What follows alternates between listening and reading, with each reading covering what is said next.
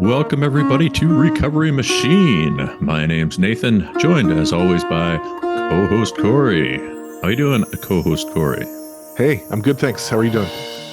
I'm good. Yeah, I'm doing pretty good here.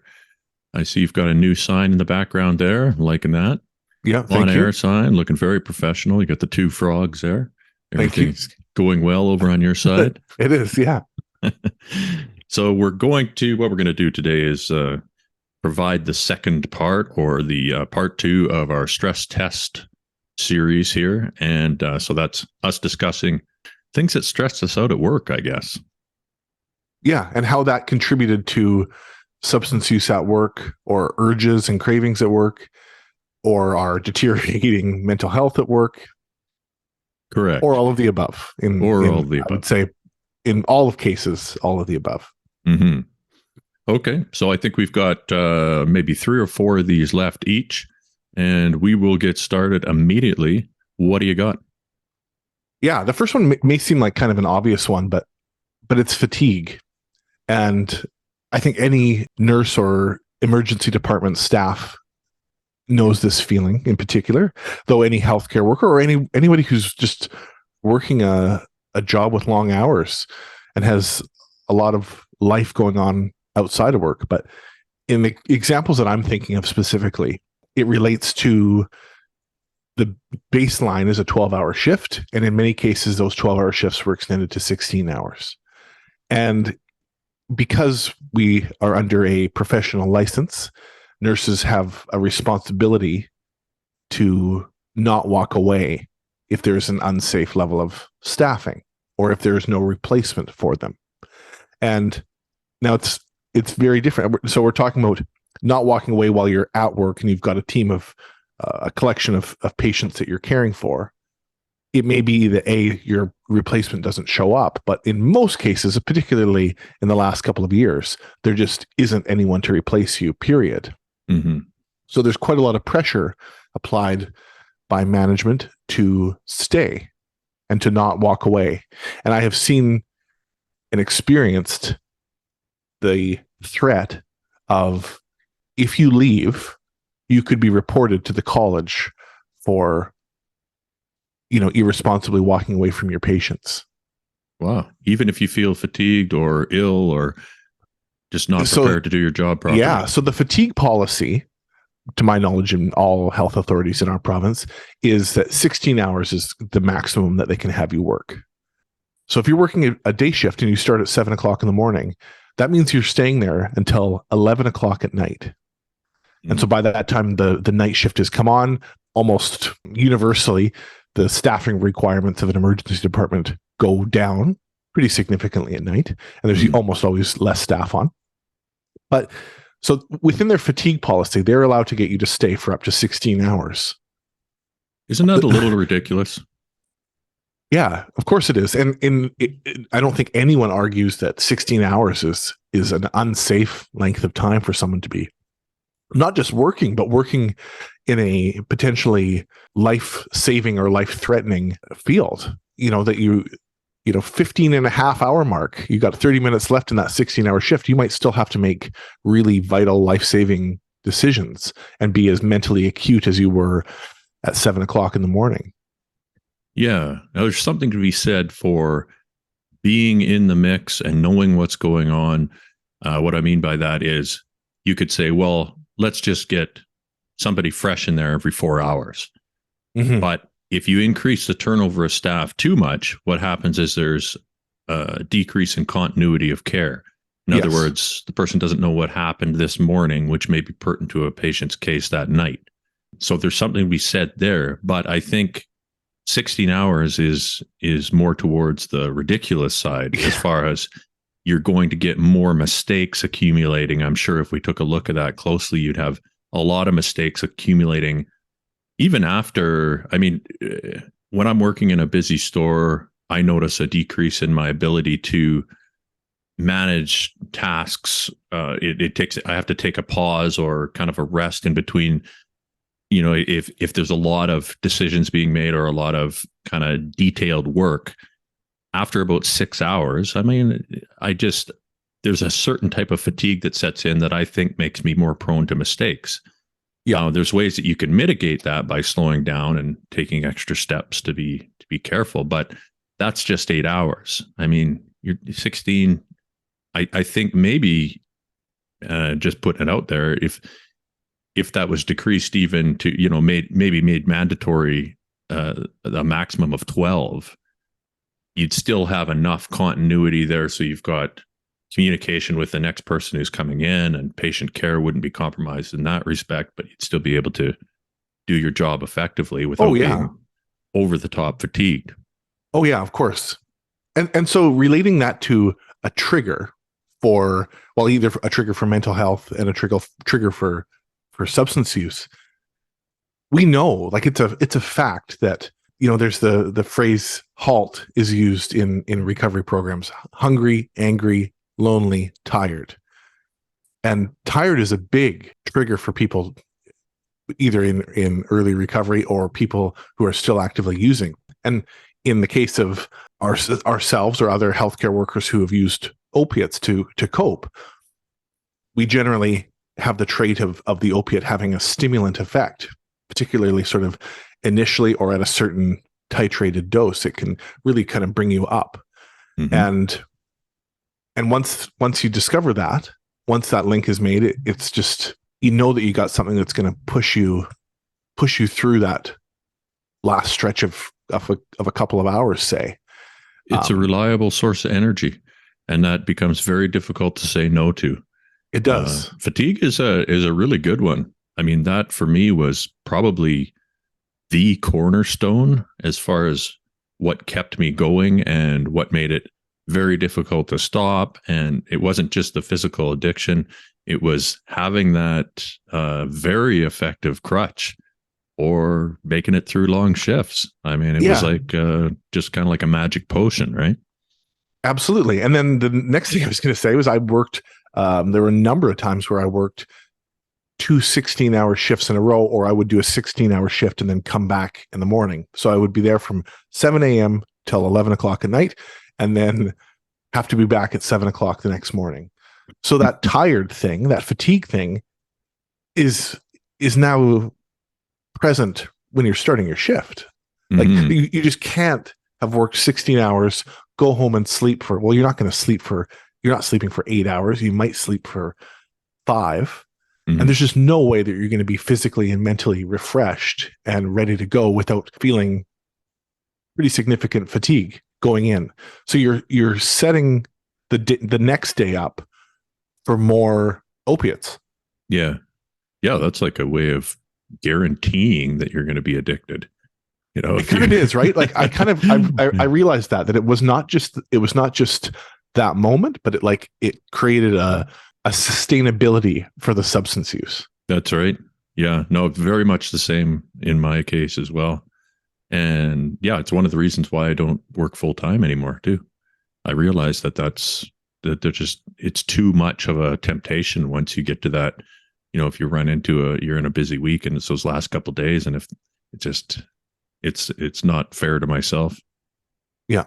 And again, like, it's, I know we've talked about this so many times before, but there's such a misinformation or misunderstanding about what the effect of the drug is.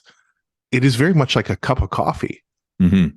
It's more similar to a cup of coffee than I think people realize, if you work that way, if it has that effect on you. Yeah, more so, because like coffee can make you feel less tired. And sometimes you get a little bit of a mood elevation from it, but not like in this way. It's calming yet stimulating in a way that's hard to describe. It's kind of perfect for work, actually. Well, in an emergency department, and it fits in with my other triggers that I'll talk about today. It is just that. Like, I just don't know how there aren't more people who develop that issue.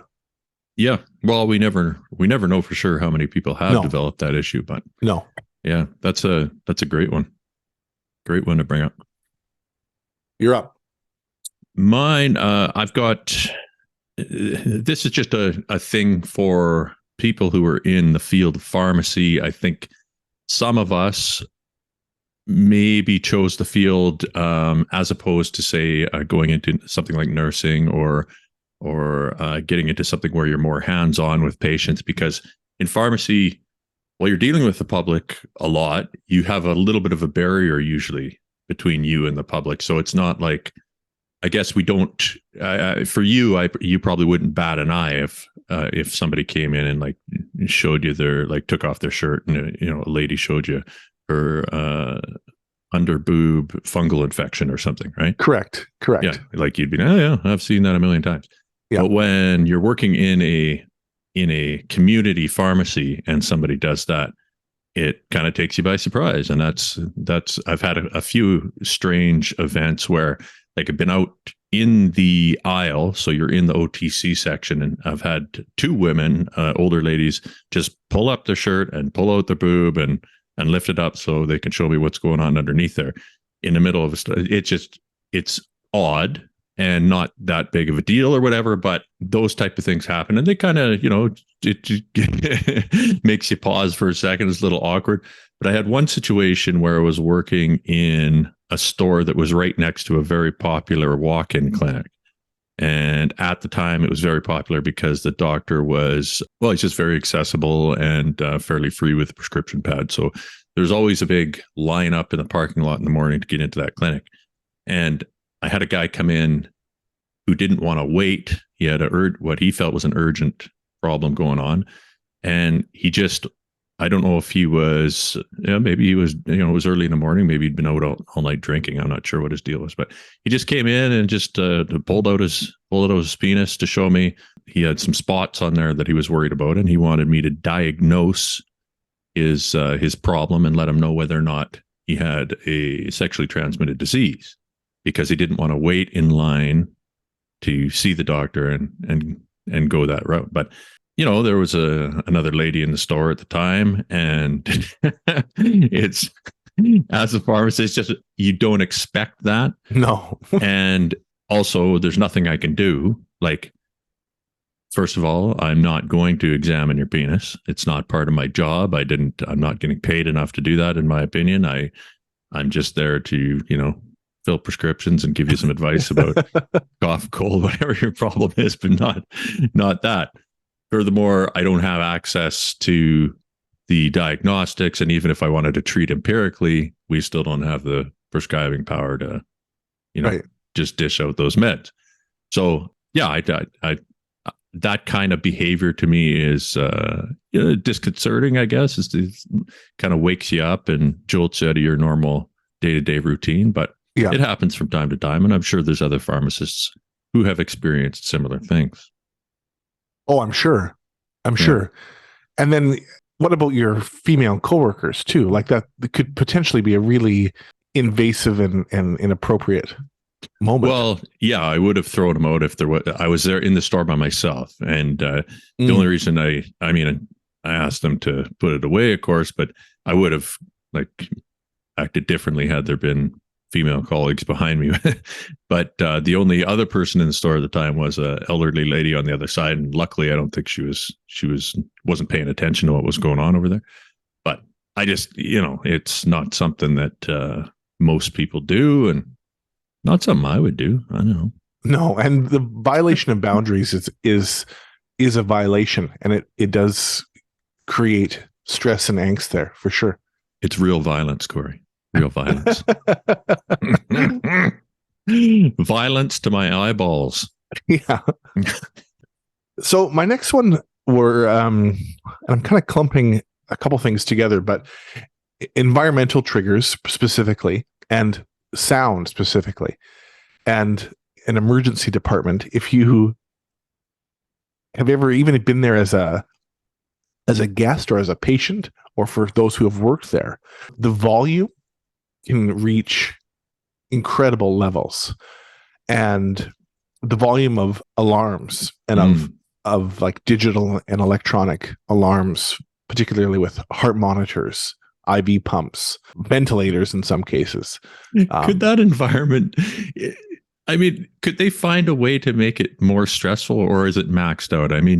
it's like, I suppose they could be dropping bombs randomly or just setting off firecrackers. But besides that, I mean, it's like a McDonald's on steroids with all the devices that are beep, beep, beep, the sirens, and, you know, people are attacking you and throwing chairs. And like, what kind of a place to work is this, really?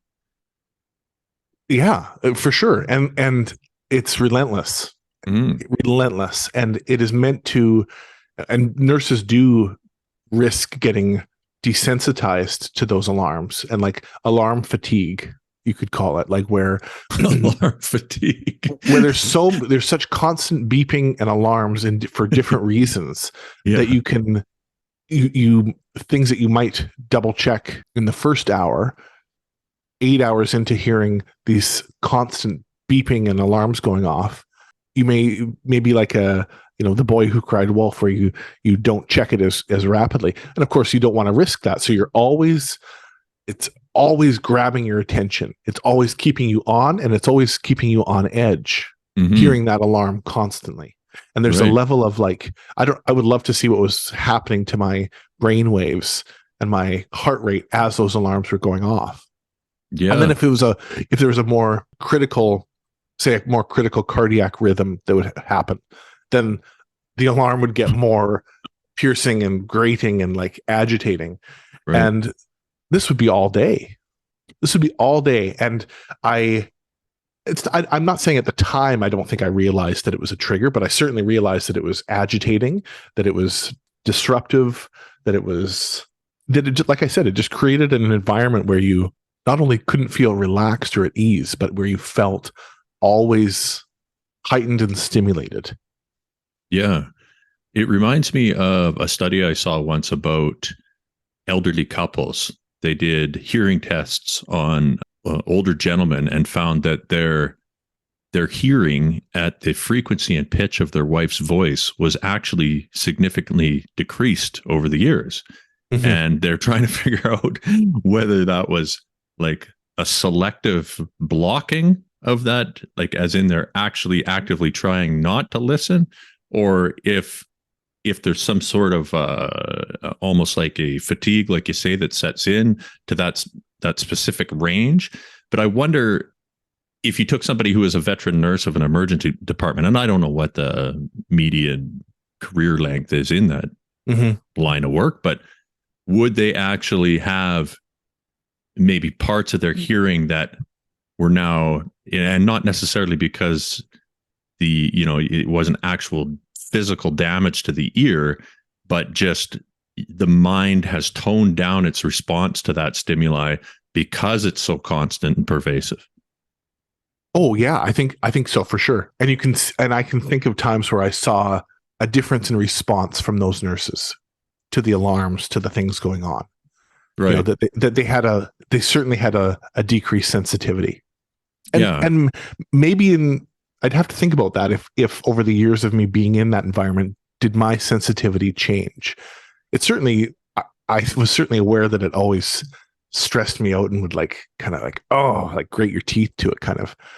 And then you got, artificial neon, dreadful lighting. Mm-hmm. One of what I do remember is like the positive effect, like the almost like intensely chemical effect. If you've been working in the ER for a stretch of like one of the 16-hour shift that I was talking about, one of the goals in the ER is always to try to get the lighting down at night. If the ER settles down, if fewer patients come in, you want people to sleep. Mm-hmm. And so they would, by 10 or 11 o'clock at night, they try to bring the lighting down.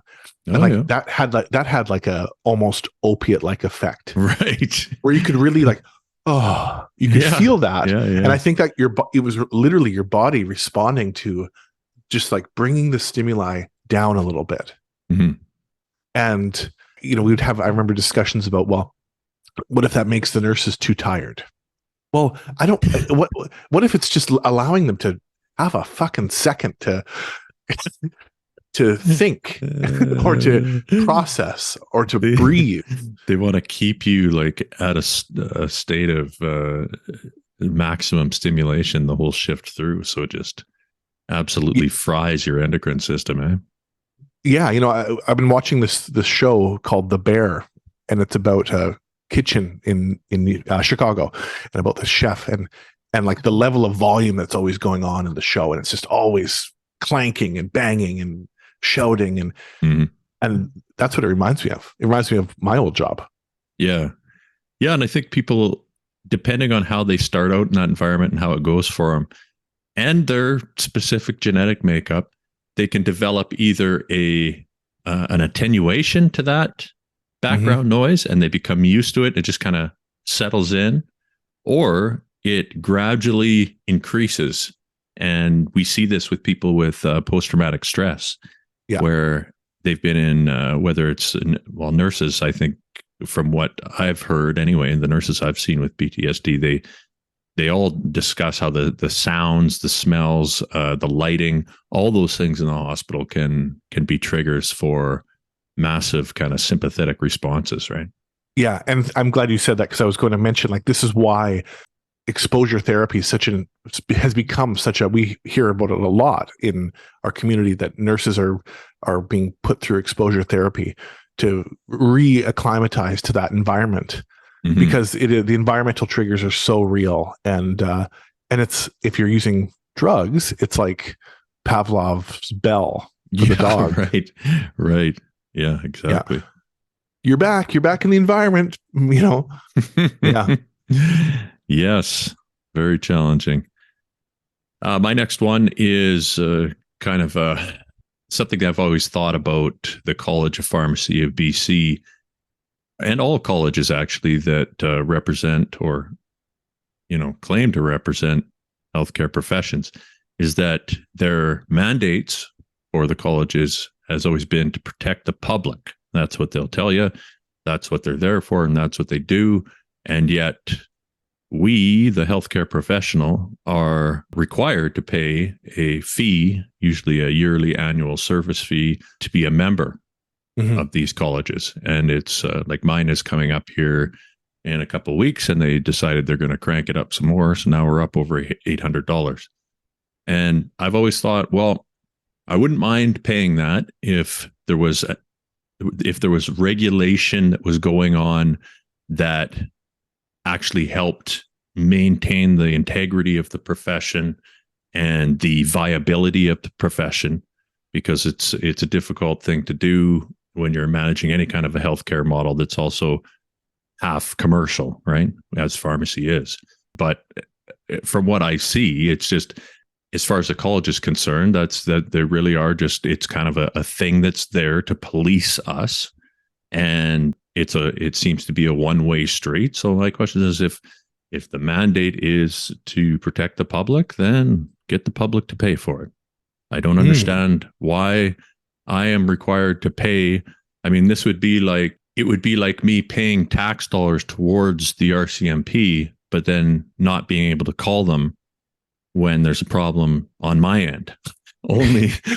only paying them for giving me speeding tickets and stuff like that. It doesn't, there's no accountability or repercussions for voicing problems on the other end of the, for the public. So why in the hell do I have to pay for it? Yeah, exactly. And yeah, I don't know. It's just something that has bothered me, and the fee just increases and increases. And yeah, I don't know, man. Also the fact that the college is largely funded, that most of their money comes from membership fees, and they're required to produce a budget that is publicly accessible, and you can look at that budget and you can see how much money is coming in. So they charge fees for there's a fee for a pharmacy to be operating, a license fee. There's licensing fees for individual pharmacists and pharm techs. There's different programs that they mandate and then charge you to be a part of. So all these fees are going towards this entity, and you see that a giant number, it's millions of dollars per year. And then all they say is that their biggest by far expenditure is labor, but they don't tell you how many people are working there. No. And even if you do the math with, say, 100 employees, which I don't know that they have 100 employees. I would be surprised if they do, but it still works out to quite a high salary per employee. Oh, for sure it does. Quite a high salary, more than me. as a Yeah. pharmacist. So, I don't know. It's odd, and it's always bothered me a little. So wanted to throw that in there. What if health employers paid for part of that? Do you Well, see that as something that would be what used to viable? happen frequently in community pharmacy could be the owner back in the days when pharmacy was profitable, and I mean, it's still profitable, but when it was, not as competitive. Yeah. If you worked for a chain or an independent, usually the owner of that store would pick up those fees. And, that would just be, it was kind of like a courtesy of you being a part of that team. They would pay for those. So in that respect, at least it was it wasn't on the burden of the pharmacist specifically to pay for that each year. It was the commercial model that was supporting it. But even that is not really fair, because the college is the one, they are the ones who are making the rules. And a lot of times the rules are the things that get in the way of not only patient care, but in sometimes profitability, right? Yeah. Either through strange lines in the sand that are then policed by pharmacare and through audits or whatever it may be. So it's confusing, but at least if it was the health authorities who was, if it was through that, like if health authorities were paying for nurses' fees, then it would at least be the taxpayer who's paying into something that's actually regulating a professional body that is in their interest to regulate, right? Yeah. I mean, you could say, well, there should be an interest in healthcare professionals being regulated because you want to maintain the integrity of your profession, but it would have to be done much, much better than it's being currently done for that to be the case. Oh, yeah. I mean, I wouldn't pay for the service I'm getting right now if I had a choice. I would fire everybody. Yeah. Kind of like what the government is doing now.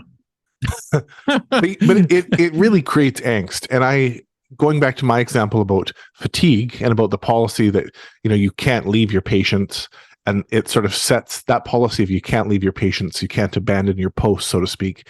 It sets up the employer the language of that allows the employer to stretch the capacity of the nurse, in my example, to the max. Mm-hmm. And I'm paying for that. Yeah. I'm paying for the language that allows my employer to take advantage of me. That's what I mean. It's like paying for your own private police force to follow you around and give you tickets for stuff. Yeah, totally. And nobody else. Like somebody else can do something crazy right in front of you, but that police officer, they're not going to do anything about that. They're focused on you. It's like, okay, so I don't know how this got started, whose idea this was. And maybe it made sense in the beginning, but it doesn't make sense now. Yeah. Yeah. I don't know.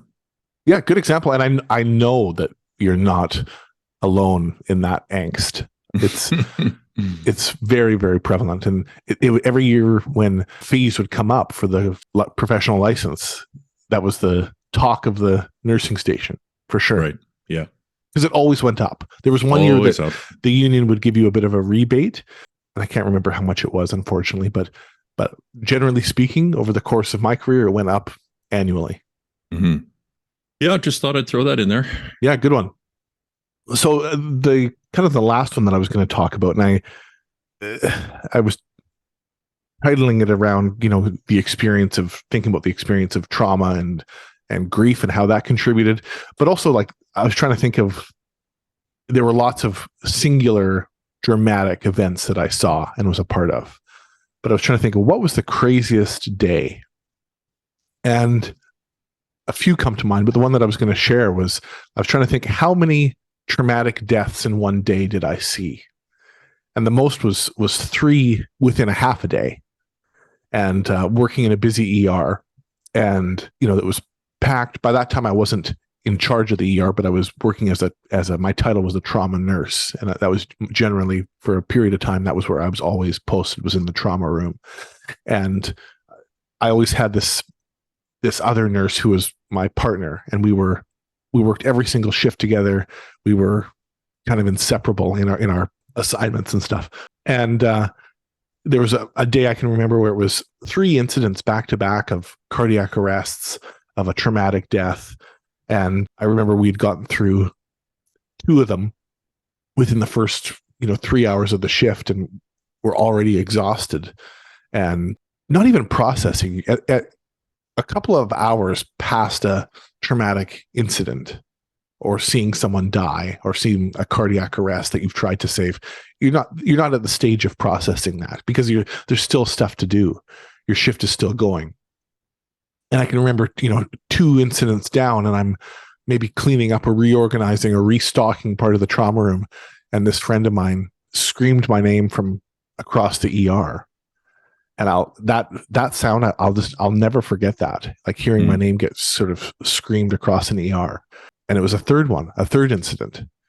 And by the end of it, I think I remember us looking at each other and we both looked like just so haggard and looked like we had been through a boxing match, just so physically exhausted from CPR, physically exhausted. Trying to save someone's life is there's a lot of physical exertion there. And adrenaline, yeah. And adrenaline and cortisol. And just 3 in 1 half of a day. And then you have to keep going. And I look back at that incident or that day and I just think, oh my God, how did I do that? Yeah, that's a lot for anybody. Yeah, and it's not that uncommon, especially if you go to a larger center like BGH or Surrey or Royal Columbian or wherever. It can happen anywhere. But there's only so much that the human brain can compartmentalize and take within a day, I think, or within a year, within any time frame. But cramming 3 traumatic deaths within half a day, and that's an example of something where I don't think I gave myself or gave those moments enough credit, where it was just about, and I certainly didn't assert myself well enough to say, I need a break here. I need to call in sick the next day. Yeah.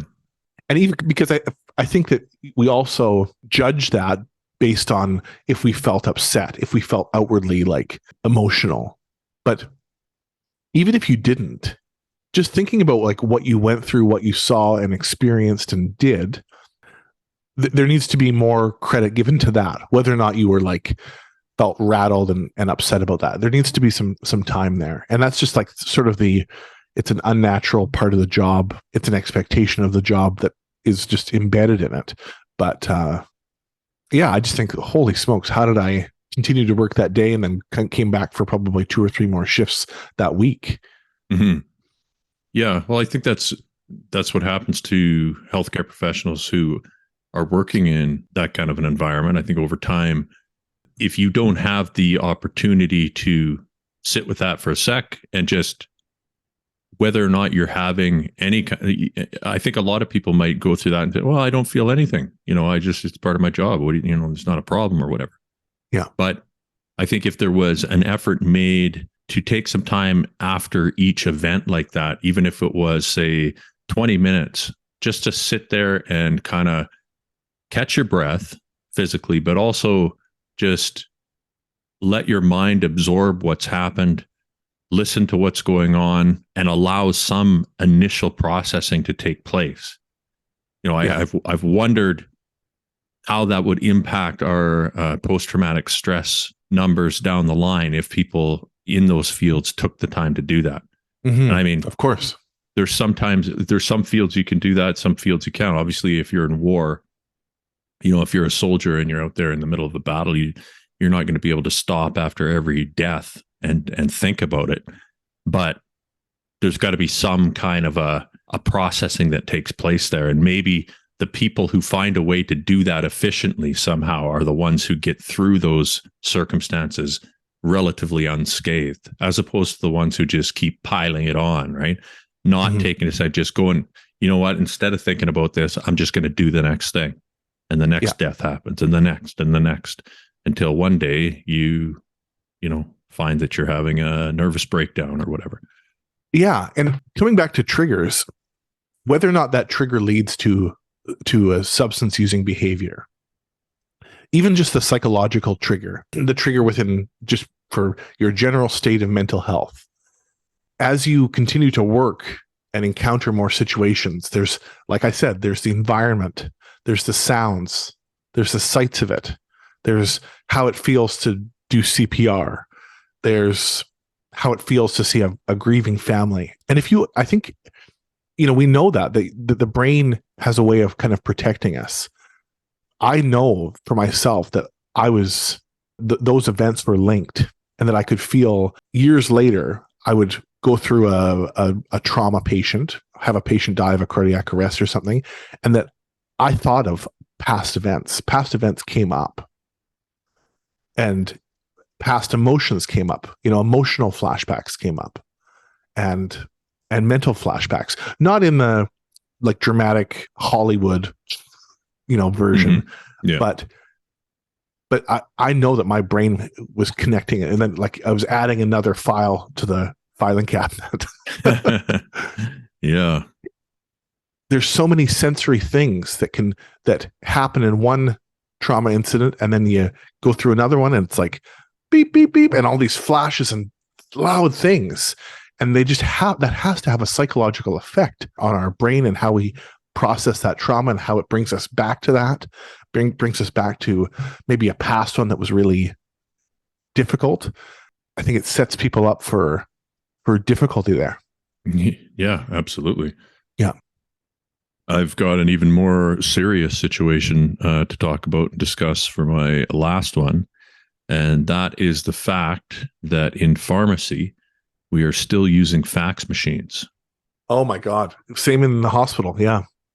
This situation continues to this day. People won't believe that this is something that's, we actually, there's rules we have to follow regarding the way faxes are dealt with. We're talking about facsimiles here. The transmission of paper to paper through devices that I think were created back in the 70s, maybe? Yeah. Something like that. I don't know if, like, does Gen Z know what a fax machine is? I doubt it. And probably not, but when they enter the healthcare field, they will find out. Yeah. And it's so ridiculous. We've got, we can transmit all sorts of electronic files. I can do my banking online. You can buy cryptocurrency. You can do all sorts of crazy things online, and it's secure. We have video conferencing technology that allows for secure relaying of information, keeping confidentiality in mind. We use that in the healthcare sector, but still, for some reason, we are tied to this ancient machine that malfunctions at least, I don't know, once a day. Yep. And the malfunction is significant because, in a busy store, my rough estimate is that 1 in 1,000 faxes disappear. They just disappear. So it's sent on the one end, it says confirm. So that person, clinic, whatever, thinks the thing has been sent, and it disappears into the ether on the other side. So if you're the poor, customer patient who's looking for a prescription at a pharmacy, and you go in there and they don't know where it is, chances are you're one of those 1 in 1,000 where the fax has been vaporized. And yeah, it hurts a part of my mind, I think. And it makes it difficult sometimes when I'm at the end of a long day and I hear the fax machine go, and it's another one of those things that makes a whole bunch of stupid noises, right? Yeah. Beep, beep, beep, beep, beep. And you don't know if the thing's half the time the paper jams, whatever. It's a heavy straw on a camel's back that is already sometimes weighed down by nonsense. Yeah. And I just wish we could get rid of a few of those analog, ancient, antiquated systems. That's all. That's all. I had to mention that. I was going to say to you about, with the emphasis that's on confidentiality, and in the world of the fax system, the safeguard of confidentiality is the cover sheet that is relying on the fact that if a fax is sent to the wrong address or wrong number, that the individual on the receiving end will see a fax cover sheet and look no further. That's right. Oh, I see that I'm not meant to read the rest of this. I'll simply turn a blind eye and fire it off at the proper address. Good God. Yeah. Yeah. So that's it for me. Did you? No, I think that's a great place to end it. 'Cause Okay. ended on a light note and an absurd but very relatable piece of angst. Agreed. All right, Corey, we'll leave it there. And that's it for our stress test 2. Thanks for listening, Yes, everybody. thank you. See you next time.